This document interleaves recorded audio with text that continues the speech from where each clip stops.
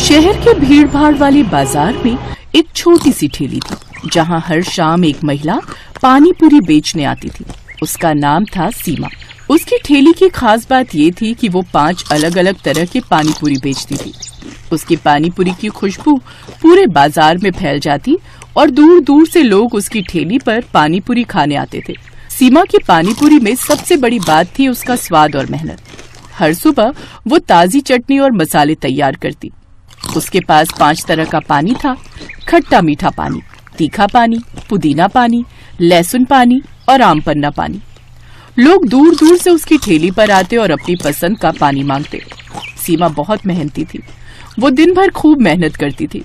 उसकी जिंदगी आसान नहीं थी। उसका पति बीमारी के कारण काम नहीं कर पाता था, इसलिए घर की और बच्चों की पूरी जिम्मेदारी अकेले सीमा ही संभालती थी। सीमा जिस जगह पर अपनी पानीपुरी का ठेला लगाती थी, उसके सामने एक बड़ी किराने की दुकान थी जिसे रमेश नाम का एक बदमाश आदमी चलाता था। रमेश सुमन से बहुत चिढ़ता था और अक्सर ही उसे किसी न किसी बहाने बुरा भला बोलता रहता था। इसका सबसे बड़ा कारण था सुमन की ठेली पर ग्राहकों की भीड़ लगना। ओ सुमन, मैंने तुझे कितनी बार बोला कि मेरी दुकान के पास से अपने ग्राहकों के साइकिल स्कूटर खड़े मत होने दिया कर। किसी दिन तेरी शिकायत पुलिस को कर दी तो तू ठेली लगाने लायक नहीं रह जाएगी। भैया जी, वो सफेद स्कूटी आपकी है, जरा हटा लो। ये दुकानदार ऐसे ही है, बेकार में बात बढ़ा देगा। अरे भाई, इतना भड़क क्यों रहे हो? 2 मिनट खड़ी तो की है। ये बड़ी अच्छी बात हुई। पानी पूरी तुम उसके ठेले पर खाओ और अपनी स्कूटी यहाँ मेरी दुकान के आगे रखो। हाँ, अरे हटाओ अपनी स्कूटी भाई, यहाँ से मुझे दुकान में जाने का रास्ता बनाना है। रमेश को अक्सर ऐसी ही सीमा से जलन होती थी, क्योंकि उसकी दुकान पर जितनी भीड़ नहीं जुटती थी, उससे ज्यादा लोग सीमा की ठेली पर 5 तरह की पानीपुरी खाने के लिए जमा रहते थे। रमेश की साली कविता गांव से शहर आई हुई थी। कविता की आदत थी कि जहां भी फायदा नजर आए वो तुरंत उसमें कूद पड़ती। एक दिन वो अपनी बहन के साथ घूमते हुए रमेश की दुकान पर आई। क्या बात है जीजा जी, इतना गुस्साए हुए क्यों हो? अरे कविता, सुधा, तुम दोनों आज दुकान पर? कुछ नहीं, बस ऐसे। सुधा का मन हो रहा था बाजार घूमने का, तो बस सोचा दुकान पर भी आ जाए। चलो ना दीदी, वो सामने ठेले से पानीपुरी खाते। उस ठेले पर 5 तरह की पानीपुरी है। कोई जरूरत नहीं है उसके ठेले से कुछ खाने की। सामने दुकान से समोसे ला देता हूँ, वो खा लो। पर आप उस ठेले से पानीपुरी क्यों नहीं खाने दे रहे जीजा जी? आखिर ऐसी क्या बात है? क्या उसके पानीपुरी खराब होते हैं? नहीं, बस ऐसे। मुझे उसके ठेले पर बढ़ती हुई भीड़ पसंद नहीं है। उसके ठेले की वजह से मेरी दुकान के बाहर भी जगह नहीं बचती। इसी वजह से मैं उससे बात करना पसंद नहीं करता। बेकार से पानी पूरी खिलाकर इतने पैसे कमा रही है ये। वैसे जीजा जी, ये पानीपुरी का धंधा बढ़िया बहुत है। अच्छे खासे पैसे कमा लेती हो कि ये पानीपुरी वाली। और क्या, मैं तो इनको भी कई बार कहती हूँ कि तुम भी इसी तरह का कोई काम खोल लो। पता नहीं है दुकान पर बैठते हैं, यहाँ तो कोई कमाई ही नहीं होती। इससे ज्यादा तो वो सुमन पानीपुरी वाली कमा रही है। अरे तो मेरे कोई 10 हाथ और 10 पैर तो नहीं है जो मैं एक साथ इतना काम संभाल सकूं। तुझे घर के कामों से फुर्सत नहीं है। इन सब कामों के लिए एक आदमी की जरूरत होती है जो सारा दिन ड्यूटी दे। जीजा जी, अगर मैं पानीपुरी का ठेला लगा लूं, इतना तो कह सकती हूँ कि भीड़ तो मैं ऐसे ही ले आऊंगी। ये 5 तरह की पानीपुरी का ठेला जो लगा रही है, मैं इससे बढ़िया पानीपुरी तैयार कर दूंगी। पर पैसा तुम्हें लगाना होगा जीजा जी। हाँ, क्यों नहीं, मैं तो पैसा लगा सकता हूँ। और मेरे तो दिल को ठंडक भी मिलेगी जब कोई इसको टक्कर देने वाला आएगा। मैं कल ही तुझे पानीपुरी का ठेला लगवा देता हूँ। पर तुझे पानीपुरी बनानी आती है ना? हाँ जीजा जी, बहुत बढ़िया पानीपुरी बनानी आती है। मैं गाँव में कभी कभी घर पर बना लिया करती थी। सब उंगलियां चाटते रह जाते थे। कविता की बात सुनकर रमेश के मन में लालच आ जाता है। उसके मन में तो वैसे भी सुमन के लिए ईर्ष्या थी। अब कविता का साथ मिलने से उसके मन में योजना भी आ गई। अगले 2 से 3 दिन में रमेश ने कविता को दुकान के बिल्कुल बराबर में 5 तरह की पानीपुरी का ठेला तैयार करके लगवा दिया। ठेला देखने में बहुत सुंदर था। शीशे वगैरह लगे हुए थे। ठेला लोगों को अपनी ओर आकर्षित कर रहा था, क्योंकि ठेला देखने में सुंदर होने के साथ साथ पानीपुरी के रेट भी बहुत कम थे। और कविता लोगों को आवाज लगाकर सस्ते पानीपुरी के लिए लालच दे रही थी। 10 रुपए में 5 तरह के स्वाद वाली पानीपुरी, इतनी सस्ती कभी नहीं खाई होगी। आइए आइए, 10 रुपए में 5 तरह की पानीपुरी खाइए। आज ग्राहक क्यों नहीं आ रहे?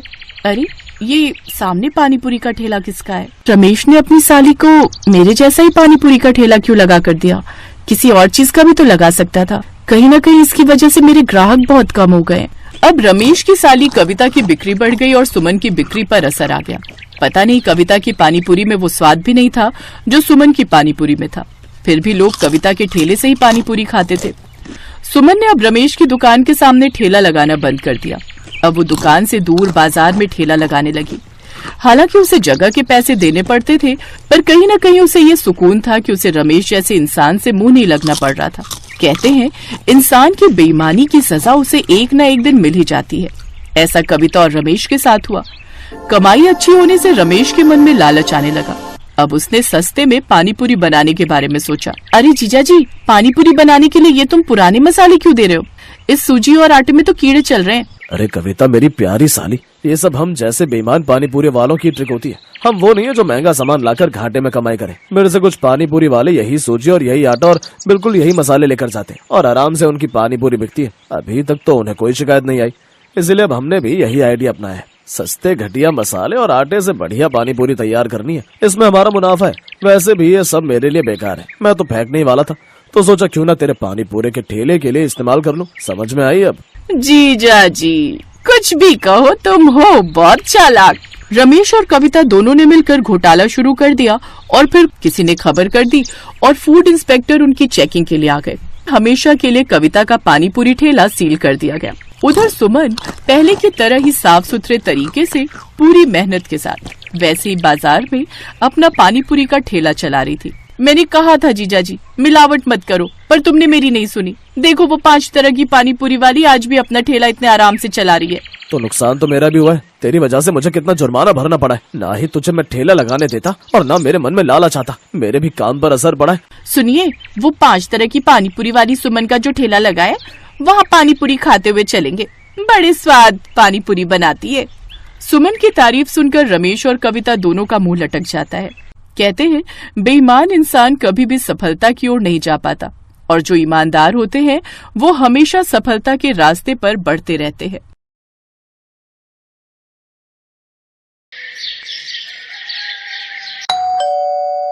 आ गई तू?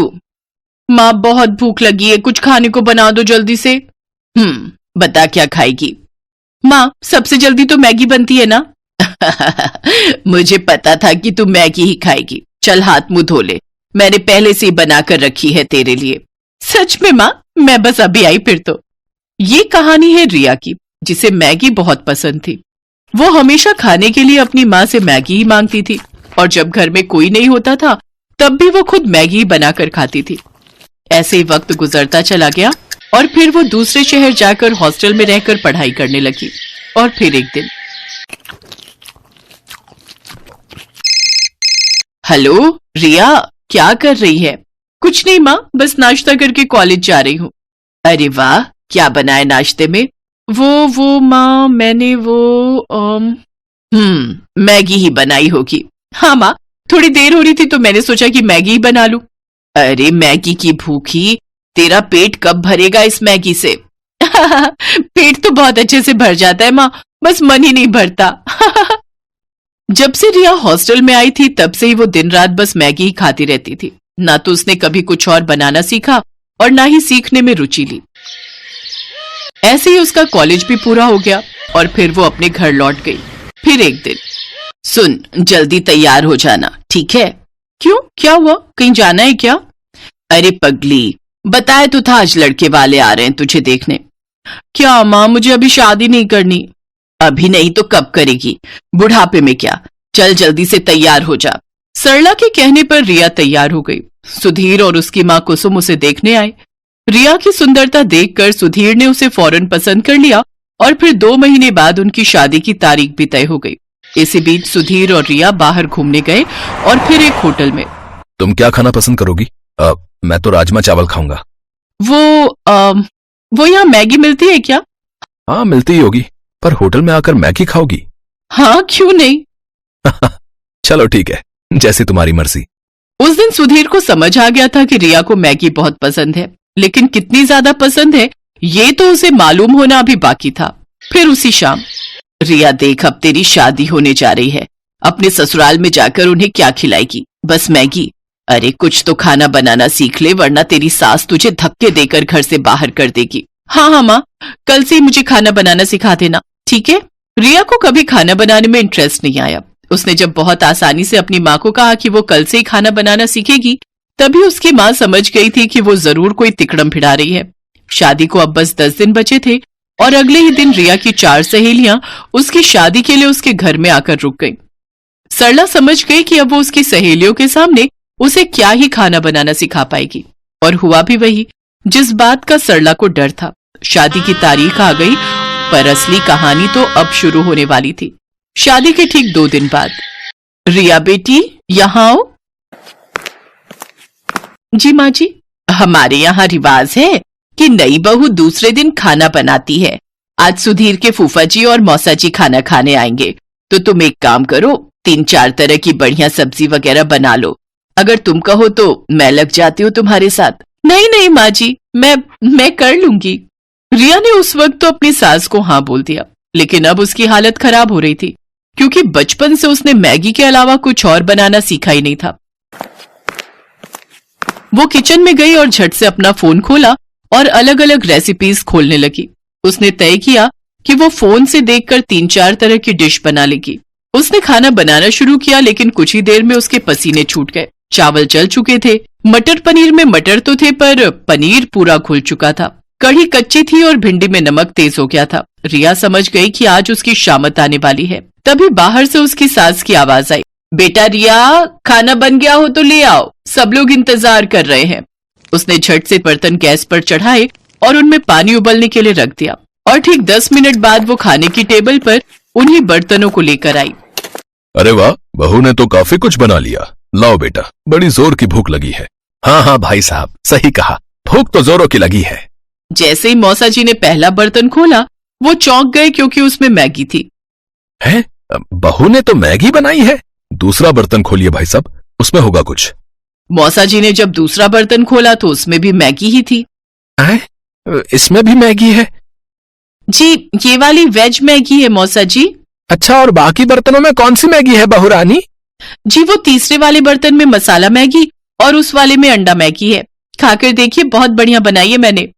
रिया की बात सुनकर उसकी सास कुसुम ने अपना माथा पीट लिया और उधर सुधीर के फूफा जी और मौसा जी एक दूसरे का मुंह ताकने लगे।